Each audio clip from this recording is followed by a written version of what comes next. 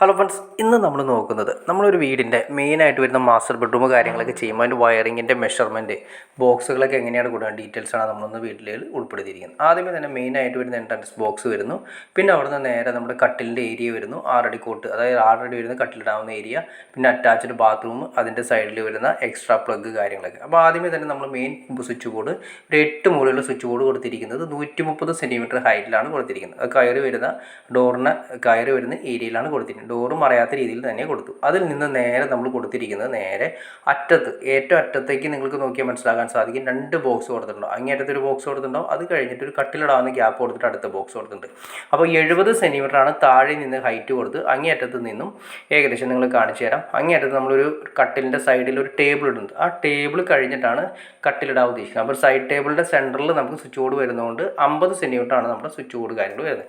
അതിൻ്റെ സെൻറ്ററായിട്ട് നമ്മളൊരു switch board കൊടുത്തു, സൈഡ് ടേബിളിൻ്റെ സെൻറ്ററായിട്ട്. അത് കഴിഞ്ഞിട്ടാണ് ഇപ്പുറത്തെ സൈഡിലേക്ക് വരുന്നത്. പിന്നെ ഇവിടെ നമ്മൾ ഏരിയ വരുന്നത് നമുക്ക് ഒരു എക്സ്ട്രാ പ്ലഗിൻ്റെ ഏരിയ വരുന്നുണ്ട്. എക്സ്ട്രാ പ്ലഗിൻ്റെ ഏരിയ നമ്മളിവിടെ കൊടുത്തു. പിന്നെ അവിടെ നമുക്കൊരു AC വരുന്നത് ഈ ഏരിയയിലാണ്. AC വരുന്നത് നമ്മൾ ഈ ഹൈറ്റിലാണ് കൊടുത്തത്. അപ്പോൾ എക്സ്ട്രാ പ്ലഗിൽ നിന്ന് നമ്മൾ കൊടുത്തിരിക്കുന്നത് 110 സെൻറ്റിമീറ്ററിലാണ് എക്സ്ട്രാ പ്ലഗ് കാര്യങ്ങൾ കൊടുത്തിരിക്കുന്നത്. അപ്പോൾ ഇത് നമ്മൾ കൊടുത്തു.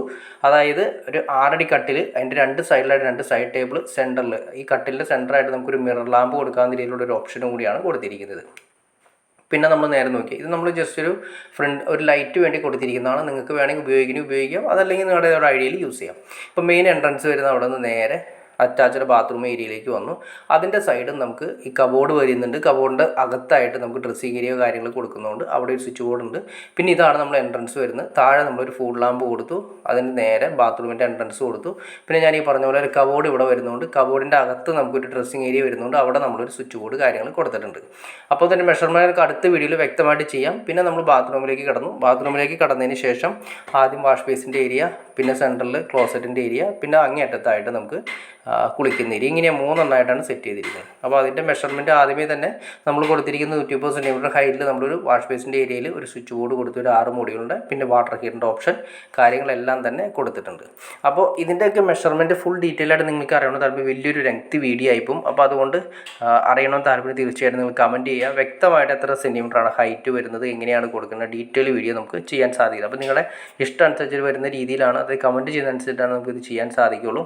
പിന്നെ നമ്മളിപ്പോൾ നിങ്ങൾ നോക്കി അറിയാൻ പറ്റും, ഈ ഏരിയയിൽ കണ്ടോ, ഇവിടെ നമ്മൾ എല്ലാം കൊടുത്തിരിക്കുന്ന എല്ലാം തന്നെ സ്റ്റീലിൻ്റെ ബോക്സുകളാണ് കൊടുത്തിരിക്കുന്നത്. സ്റ്റീലിൻ്റെ ബോക്സുകളാണ് എല്ലാത്തിനും നമ്മൾ ഉപയോഗിച്ചിരിക്കുന്നത്. അതുകൊണ്ട് ഗുണമെന്ന് വെച്ചിട്ടുണ്ടെങ്കിൽ ഒരിക്കലും തുരുമ്പെടുക്കുകയോ കാര്യങ്ങളൊന്നും തന്നെ ഇല്ല, വർഷങ്ങളോളം നിലനിൽക്കുകയും ചെയ്യും.